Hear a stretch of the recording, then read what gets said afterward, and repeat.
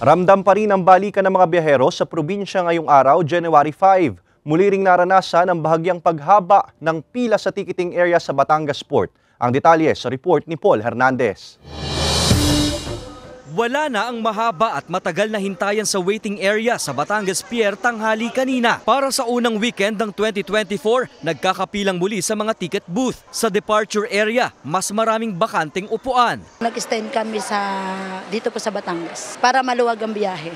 Mabilis kumuha ang ticket, hindi hassle. Mas maginhawang sitwasyon para sa mga bakasyonista ang nararanasan sa gaya ng German national na si Michael. First time niyang bibisita sa White Beach ng Puerto Galera. So I have high expectations. I hope the water's going to be great and warm, and I hope the weather's going to be good because it's supposed to rain a little bit. Sa Calapan Port naman sa Oriental Mindoro, bumaba na rin ang bilang ng mga biyahero kaninang tanghali. Umabot na lang yan sa 5,600 outgoing passengers. May ilang bus na naghihintay lang ding mapuno pa ng pasahero pa Metro Manila. Kahapon, umabot sa 6,500 ang bilang ng mga pasaherong naserbisyuhan nila.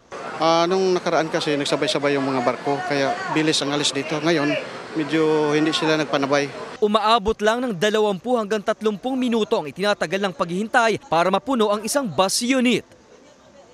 Kasama si Kel Ravaca, Paul Hernandez. Balitang Southern Tagalog.